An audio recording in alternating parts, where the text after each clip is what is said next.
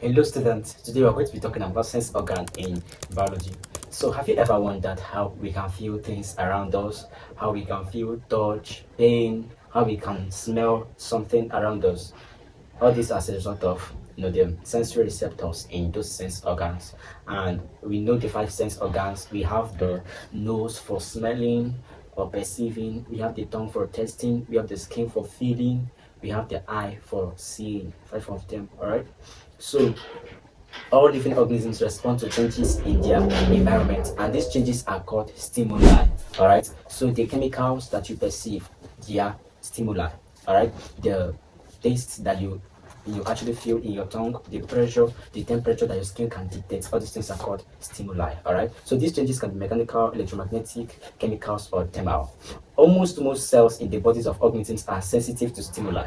Certain cells specialize in detecting a particular type of stimulus. For example, the cells of your eye, the rods and the cones, they are specialized for sight, all right? While the olfactory cells in your nose are specialized for perceiving things, okay?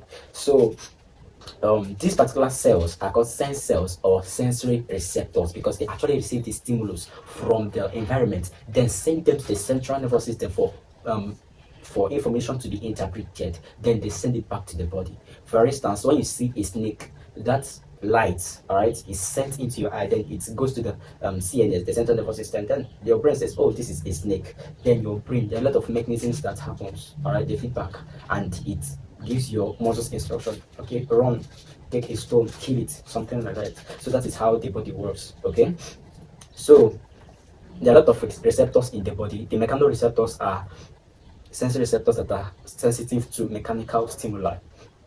Thermoreceptors are reactive to or sensitive to heat stimuli. Chemoreceptors are sensitive to chemical stimuli, like smell of a perfume, the smell of the stew from the kitchen. We have photoreceptors, the receptors that are sensitive to light, for example, the rods and cones. Okay, so the sensory receptors change the detected stimulus into electrical impulses, which, even received by the brain, are translated into pictures, sounds, smell, and taste sensations. Okay, so the structures containing sensory receptors are referred to as sense organs. So these structures, these organs, these tissues in the body that have these sensory receptors, they are known as your sense organ, and there are about five in the body. We have the eye for vision, the nose for smell, the skin for touch, the tongue for tasting, and the ear for hearing. All right, so there are those organs or tissues that are able to receive, to perceive, or detect stimuli and transmit them to the central nervous system. All right, so they help us to feel the world around us.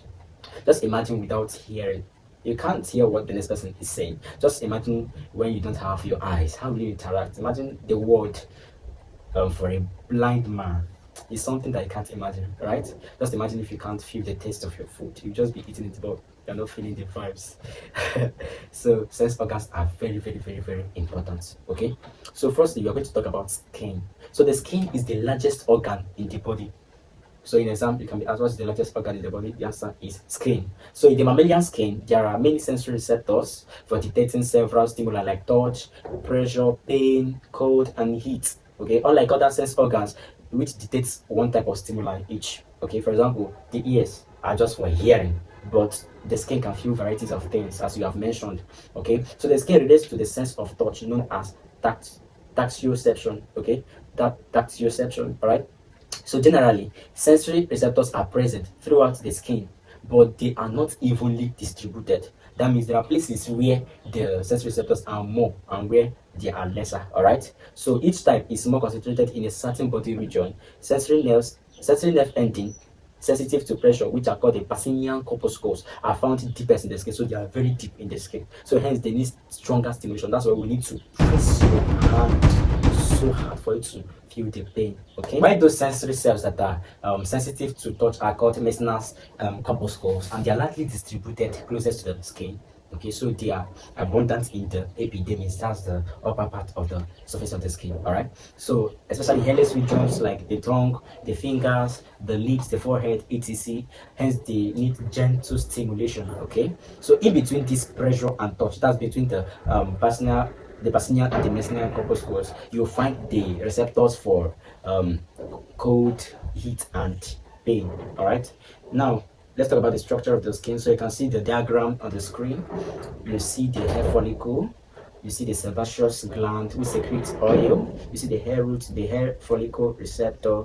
You see the adipose tissue, which contains fat. You see the sensory nerve fiber. You also find the eccrine sweat gland. You see the basilica corpuscles, the cutaneous vascular plexus. They supply the skin with blood and also drain them. Okay, then you can see the epidermis and the dermis and the sweat. Oh, all right. That's for the gland, the sweat gland. Okay, so what are the functions of the skin?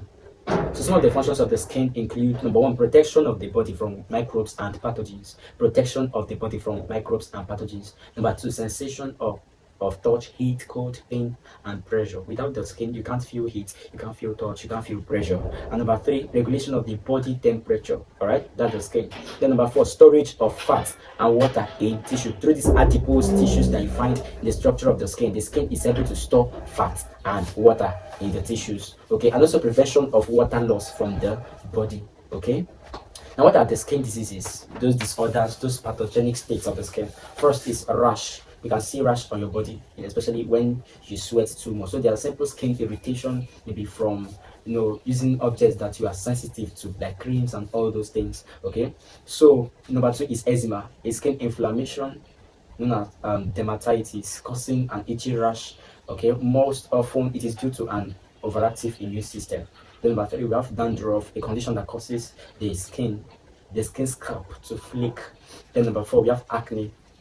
It occurs when the hair follicles become plugged with oil and dead skin cells. It causes whiteheads, blackheads, or pimples, and is most common among teenagers. So warts, W-A-R-T, a small fleshy bump on the skin or mucous membrane caused by human papillomavirus, that's HPV. Then scabies, an itchy, highly contagious skin disease caused by the infestation of the itch mite. All right, an intensely itchy rash in the webs of fingers, in the wrists, elbows, and buttocks is typically of scabies. All right. Then number seven is ringworm. Ringworm is spread by skin to skin contact or by touching an infected animal or object. So ringworm is typically scaly and may be red and itchy.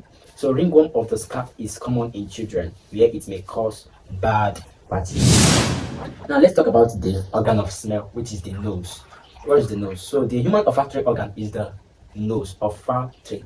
So it helps us to perceive different smells. You can perceive the smell of perfume, you can perceive the smell of body spray, you can differentiate it from the smell of stew, from the smell of ammonia, and the rest. So the nose relates to the sense of smell known as olfacoception, all right, or olfactory reception. So the epithelial lining of the nasal cavity is rich in sensory nerve ending compared to lower class animals like dog. So man has a poor sense of smell. Man has a poor sense of smell. So we detect smell quickly, but for a very short time. When you stay in a room for a very long time, you notice that you've adapted to the smell of the room, right? So mechanism of smelling, how does smelling happen? So the nose functions well when it is wet, okay? So the air enters the nasal cavity when we breathe.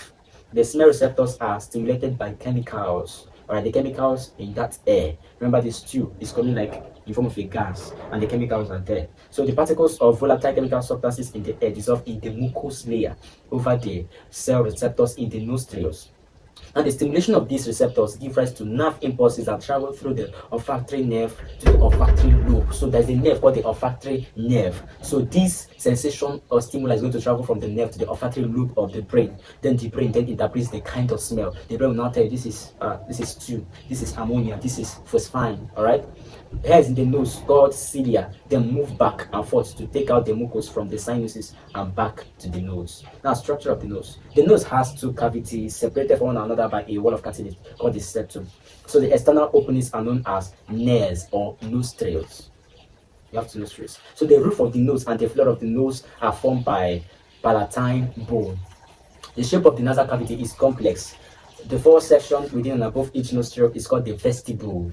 Behind the vestibule and along each afterward are three elevations running generally from front to back.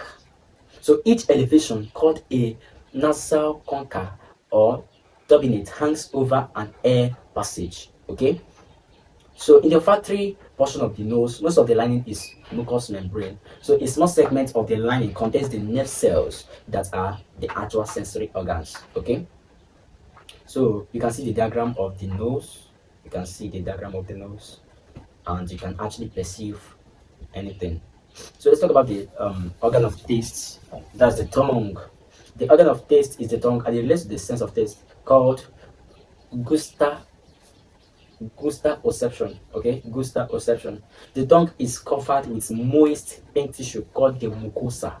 All right, the tongue is covered with moist pink tissue called the mucosa. So the thing that actually makes the tongue wet is the saliva. This saliva is produced in the salivary gland of the mouth.